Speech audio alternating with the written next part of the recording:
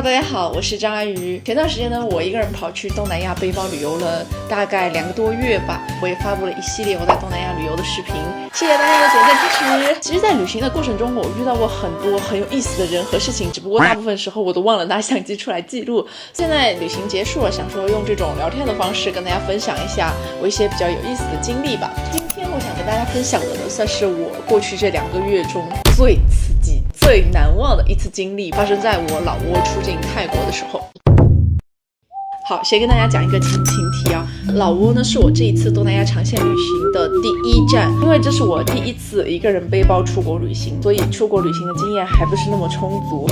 当时我在国内呢就没有准备老挝当地的货币，我想着过了海关之后肯定会有汇率比较好的商店给我换，对吧？所以当时我准备的都是比较大面额的美金和人民币。然后我就这么抱着对东南亚旅行的美好憧憬，天真的出发了。结果第1天在西双版纳入境老挝的时候，就初步尝到了海关工作人员的手段。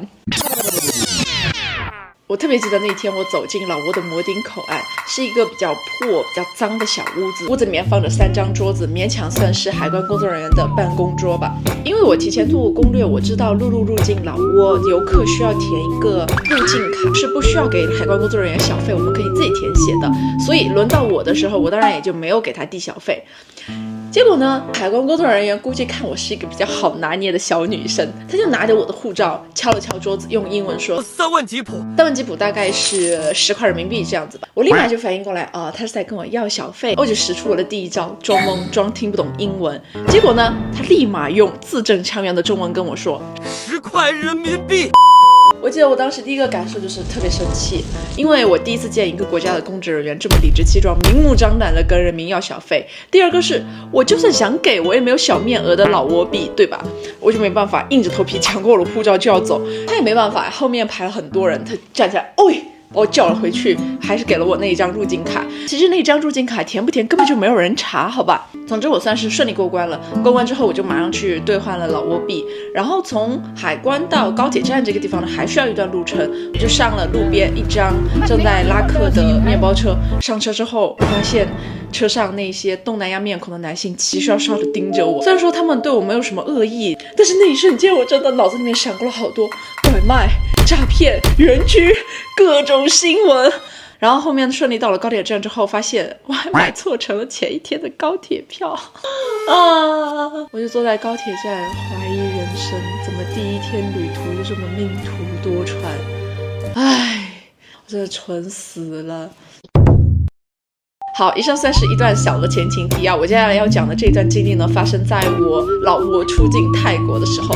这一次呢，我带了零钱，但是我没带够。我记得我当时大概带了包含车票在内的90人民币左右的老挝币吧。因为我带太多的话，我出了老挝之后也没办法再换回人民币，对我来说没用。我当时是在老挝琅勃拉邦这个城市打算去清迈参加11月15号和11月16号的天灯节，我当时特别期待这个天灯节。一般大家从琅勃拉邦到清迈会选择南下到老挝的首都万象，再坐过夜大巴到清迈，这么一条路线大概需要2天时间。我订票的时候就发现前后2天的车票全部售罄，然后我就赶紧查攻略，突然我就刷到一条帖子，那个作者说其实可以从会晒这个地方入境泰国的青孔口岸，再到清莱、清迈这样一条路线。正好我在老挝认识了一个大哥，他经常出国旅行经验比较足嘛，他也要去清迈，我就约上他，我们俩就出发了。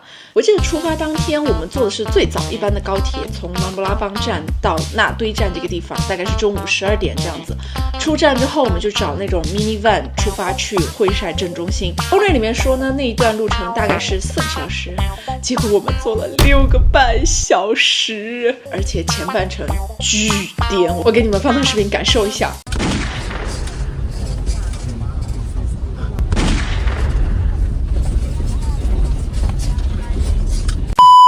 就是颠到我坐在座位上可以直接弹射起飞，撞到头顶的天花板。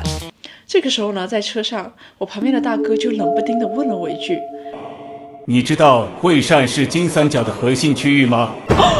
我当时听到这句话就是晴天霹雳，我说：“我不知道啊，我完全不知道啊。”接着他说：“我以为你是什么旅行探险博主，要去那边录素材的。”我内心觉得我又不是什么章鱼浪迹天涯带你揭秘金三角背后的故事。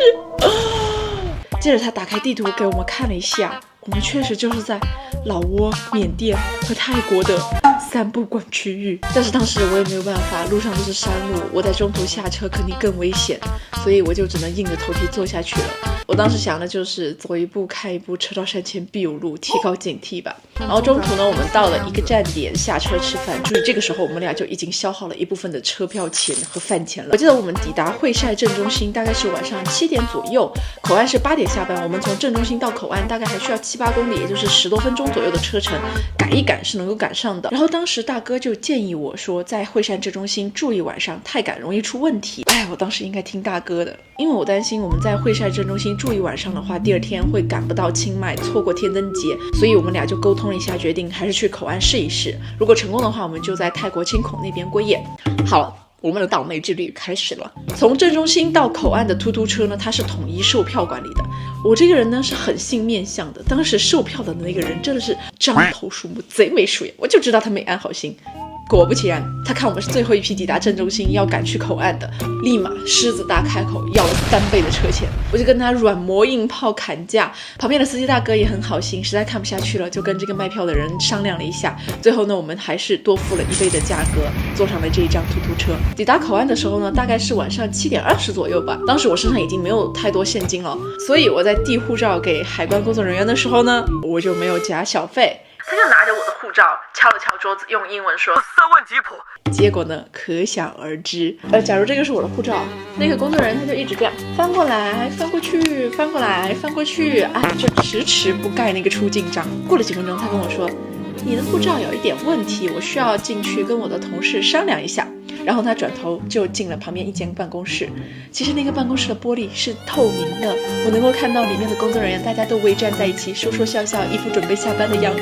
我想说，你们远都不远了是吧 Later， 大概5分钟之后呢，他走出来，还是不说我的护照有什么问题，也不给我盖章。大哥在旁边就说：“算了算了，我们给小费吧。”然后大哥就给了加上我那一份在内的20人民币左右的小费吧，就加在护照里面递过去了。朋友们，你们应该想象到了吧？他立马就给我们敲章放人，我们就过去了。你们以为这就结束了吗？并没有，我们过关之后还需要坐他们官方运营的公交车，从会晒口岸到对岸的清孔口岸，对吧？但是穿着工作服的工作人员就围坐在那里说说笑笑，也是准备下班，并没有打算开车的样子。这个时候，一个没有穿工作服的大叔走过来跟我说：“现在没有车了，你们过不去了。如果你们想要过去，可以坐我的商务车。”不出意外，他又是要了很高的价格。当时我们的钱真的是不够了，我跟他砍价，他不松口之后，我赶紧去旁边的 ATM 机上取钱。这个时候，更离谱的事情发生了，我编都不敢这么编。我的手机里面显示我的卡扣了钱，但是那个机器卡住了，那个现钞没有吐出来。我跟那个工作人员解释了之后，他们也没办法，那个大叔还是坚决不松口。就这么来回掰扯了10多分钟之后，刚刚那个工作人员过来跟我说：“你们现在过不去了，泰国海关下班了，而且你们的护照要扣押在我这里，你们明天早上再过来。”当时我就一个大震惊，我说那我们该怎么办？他说 It's not my job， 这不是我的工作范围，你们可以去镇上找 hotel 住。我也不想跟他多费口舌，赶紧打开手机Agoda搜索。你们知道最近的 hotel 在多远的地方吗？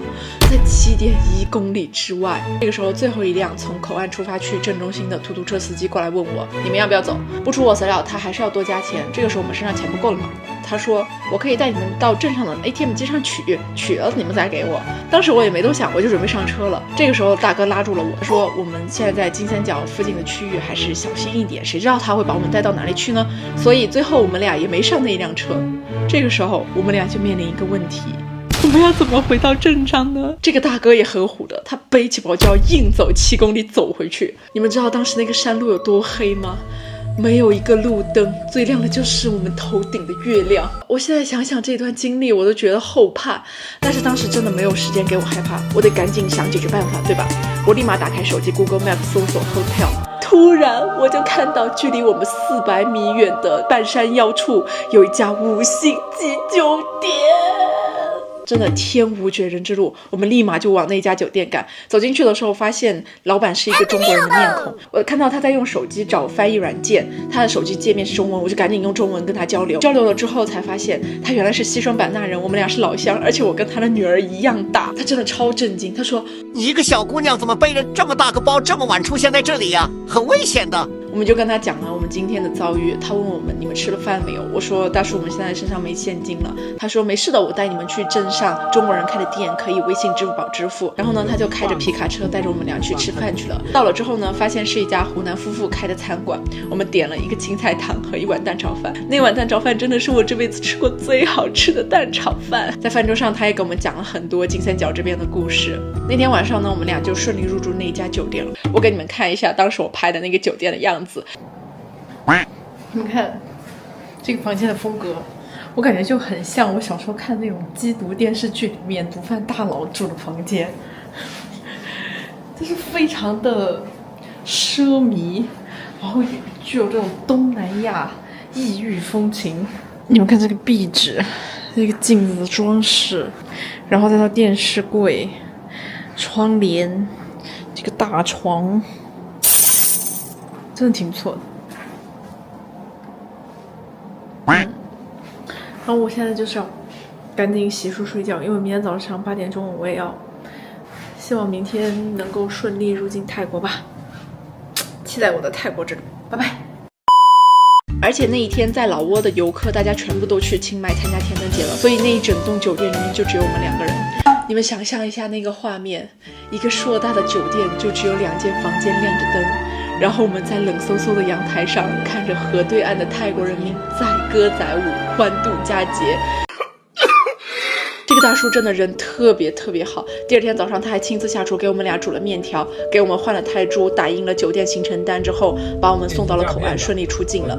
虽然我总是刷到大家说在国外永远是中国人骗中国人，不要相信中国人，但是我在过去旅行的这2个多月以来，遇到的中国人都是非常好的，大家都给了我很多帮助。可以说我是幸存者偏差，但是我还是愿意相信这个世界上是有好人存在的。哦，对了，你们知道第二天出境的时候，还是昨天那个海关工作人员，你知道他跟我说什么吗？他跟我说，作为昨天我帮你们保管护照的费用，你们需要向我支付20人民币。我当时真的想一巴掌，我真的见怪不怪了，好吧。总之呢，第二天我们还是顺利入境泰国了。你们肯定想说，到底什么样的天灯节配得上我这一路的颠沛流离呢？